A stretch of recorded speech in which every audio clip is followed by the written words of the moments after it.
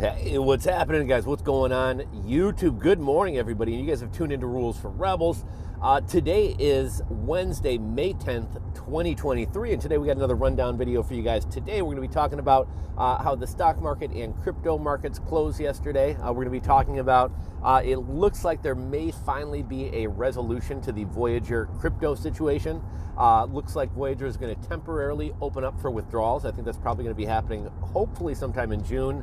And we'll kind of talk about what that means, whether you can get crypto, a check, or both, and how you go about doing that.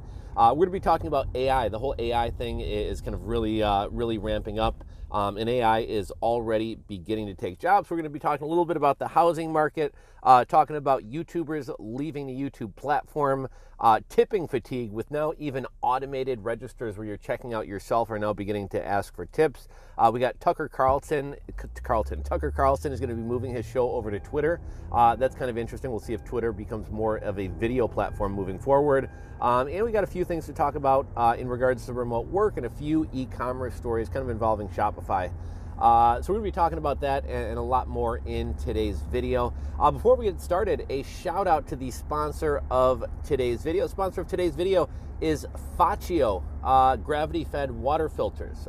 For a long time, I've been wanting to find a way to get fluoride out of my water. I use Brita water filters, but Brita water filters don't get everything out. FACHIO water filters are the stainless steel 2.5 gallon countertop gravity-fed water filters, and they do remove fluoride. I've been looking for a solution for this for a number of years, and a lot of these systems seem really complicated to set up.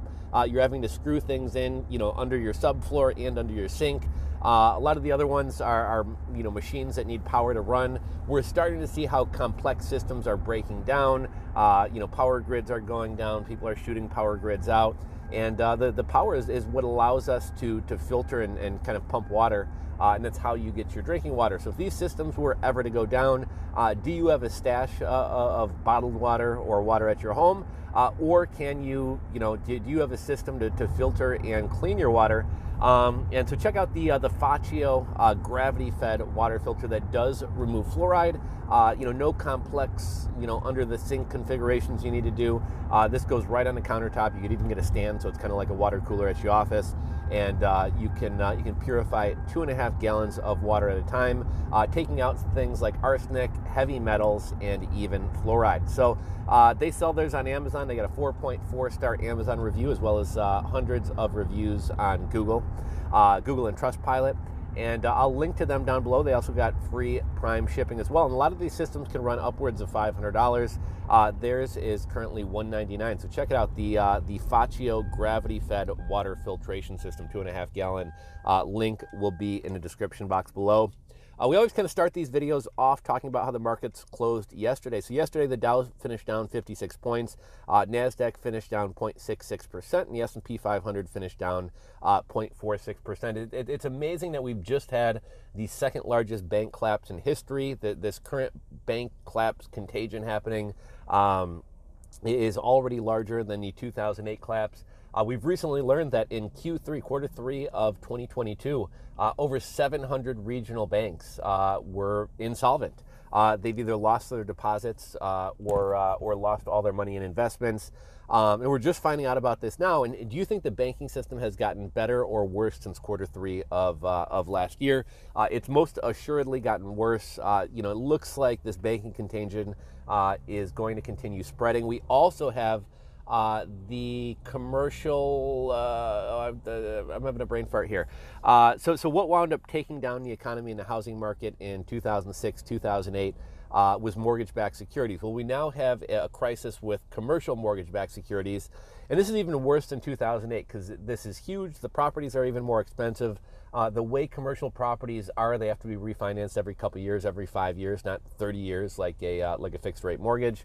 And so, a lot of these buildings are going to have to be refinanced with these higher interest rates. We recently saw a skyscraper out in San Francisco that wound up selling for 80% off, or it was projected to sell for 80% off.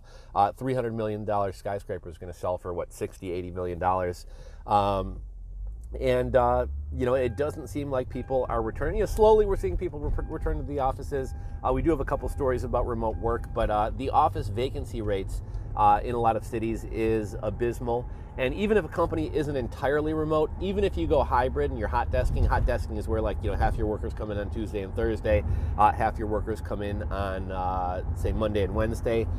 You just by doing that, you're not even 100% remote, but you've cut down the amount of office space you need by 50%. It doesn't seem like people are rushing to rent new office space, and this commercial mortgage-backed security crisis, it could happen in a couple weeks. It may take a couple years, but that is ultimately what is going to drag down, I think, the entire housing market and the entire economy with it. If you guys want to learn more about that, it's a pretty complex issue, but if you check out the Economic Ninja, great YouTube channel, you can learn more about that. He's done a number of videos about that, and he's been calling that out for years. We got an update to the Voyager situation. So Voyager was the, I believe it was Canadian-based crypto exchange. They did trade on the Canadian stock market. They did do lending, but they talked about how risk-averse they were, how well-funded they were. Obviously, they wound up going under, after the whole Luna thing and after a lot of other lending platforms and crypto exchanges wound up going under. Initially, FTX was going to buy them. Then the FTX thing turned out to be, a total scam and a fraud. Turned out Sam Bankman-Fried and FTX only wanted to buy Voyager to essentially be able to erase a $600 million debt that they owed to Voyager. So then Binance was going to buy Voyager, but with the ongoing attack on crypto, as well as kind of governments around the world going after Binance, citing a poor regulatory environment and uncertain environment for crypto, Binance backed out of the deal. They essentially already accomplished their goal, which is everybody who was a Voyager customer already went over to Binance and signed up for accounts to make the transition over to Binance.us easier. They backed out of the deal. They are going to have to pay like $10 million in good faith funds that they're not going to get back. And there might be a couple other fees involved, but essentially Binance got all these new customers without actually having to go through with the Voyager deal. Well, after two failed deals and not really a good-looking buyer around, Voyager is essentially, here's what's essentially going to happen. Voyager is going to open back up. It's going to be a 30-day window. You're going to be able to withdraw most coins. Now, obviously VGX, the Voyager, essentially Voyager's version of BNB, that's going to have no value. So I think they're going to pay you out probably, pennies on the dollar for that one.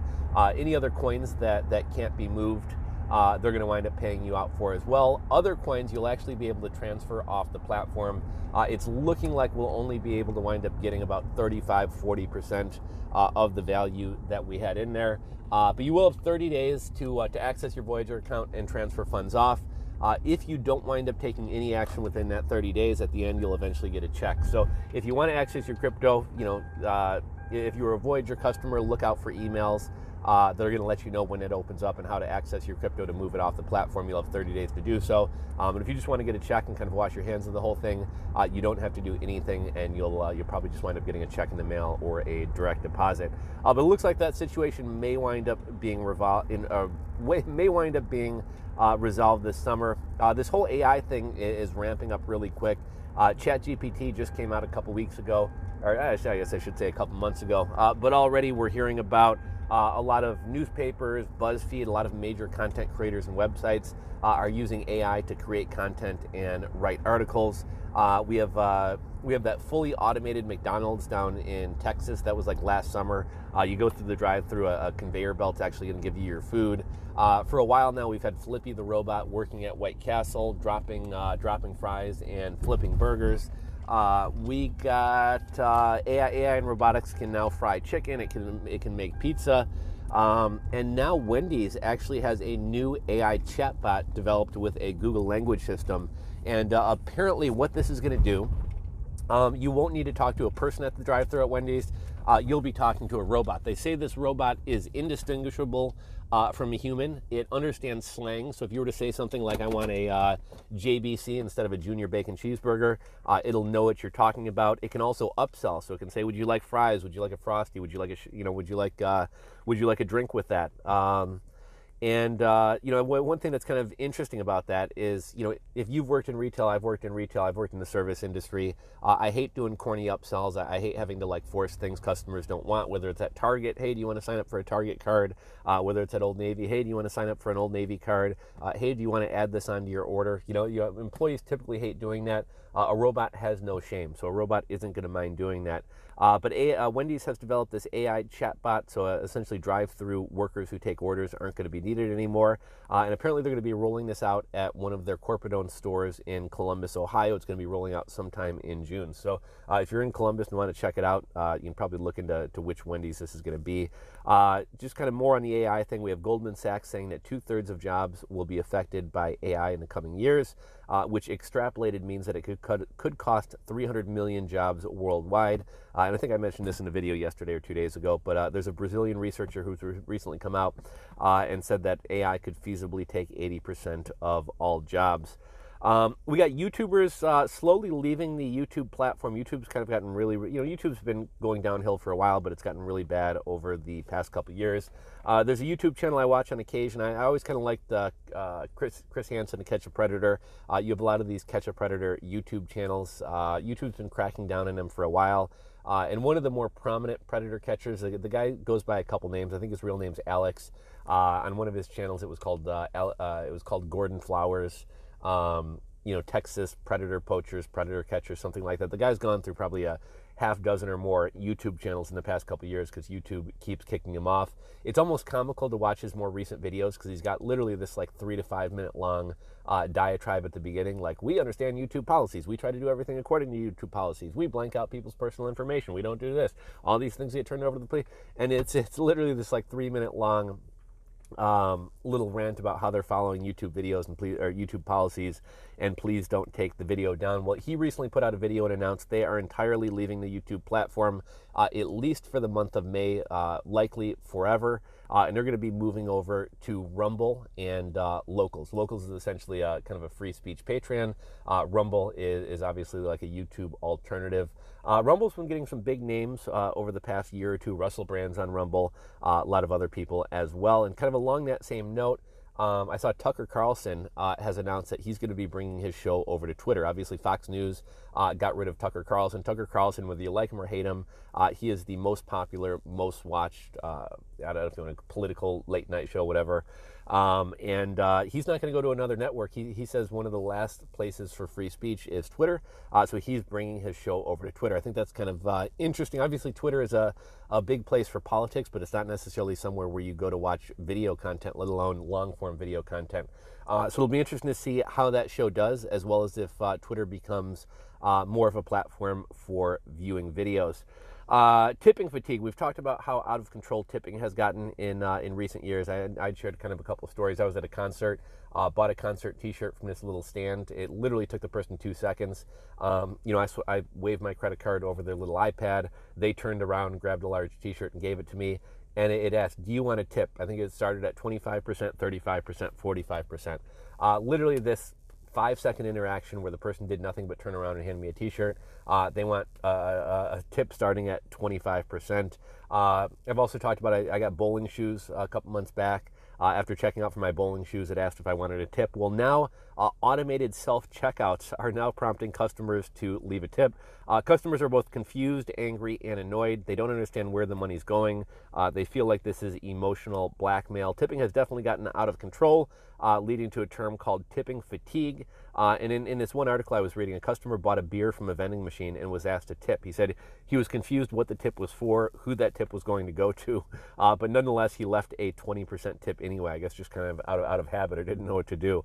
And this has gotten so bad that I've started carrying and using cash just to kind of avoid that awkward moment when I'm prompted for a tip for nothing.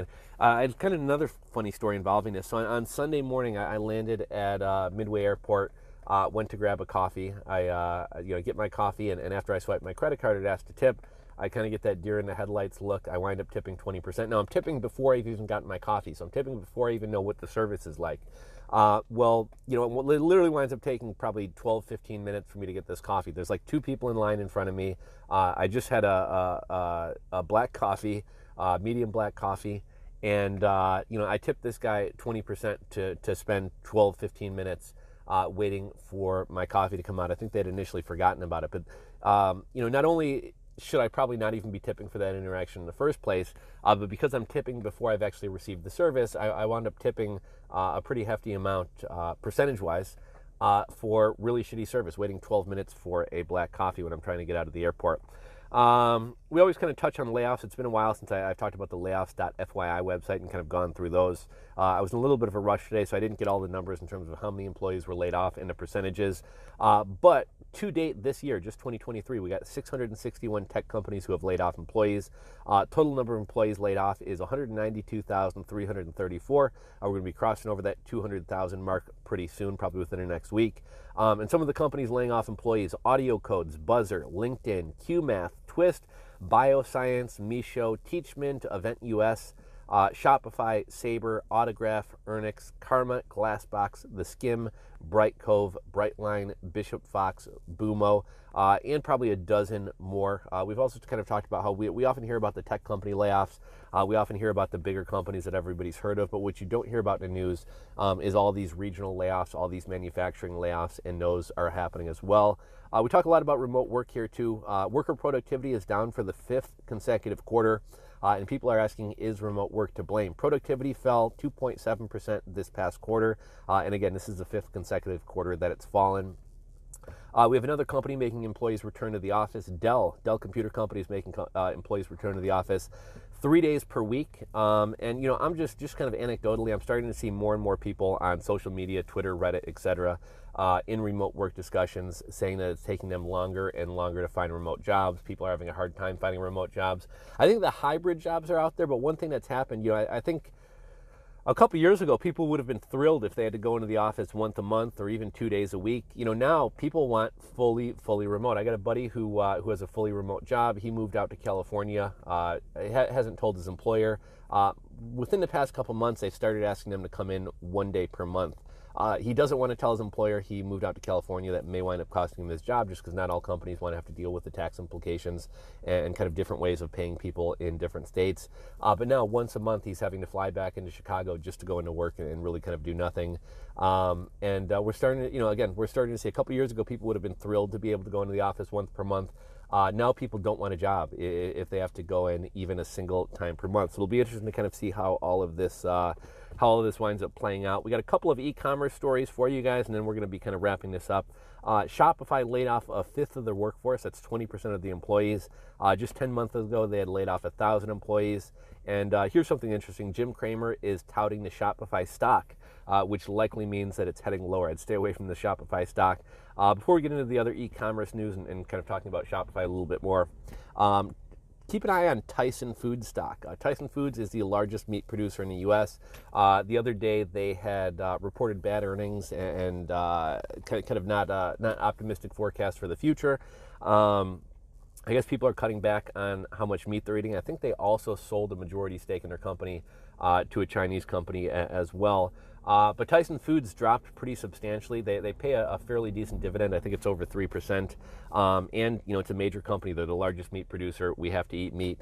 But that stock took a pretty heavy hit. I actually bought in like 2 days ago thinking I was maybe going to catch a little pop. And I think it actually wound up falling another 3 or 4% yesterday. But that's a stock that I'm keeping an eye on. If you guys are kind of looking for some interesting dividend-paying stocks, take a look at the Tyson Foods stock. Getting back into the Shopify stuff, Shopify sold Deliver, which they had acquired last May for $1.2 billion. They've also sold off 6 River Systems, a warehouse robotics maker that they acquired in 2019, and they sold that for $450 million. And then last story of the day, e-commerce sales are down in Canada 8% year over year. I got to get running, so we're going to wrap this one up here. If you guys enjoyed the video, give it a thumbs up. If you're not subscribed to the channel, click that subscribe button down below and ring the bell. As always, we'd like to hear your thoughts, comments, and opinions on anything and everything we've discussed today, so go ahead and drop a comment in the comment section down below, and I'll catch you guys later on Friday's video, guys. Later, peace, I'm out.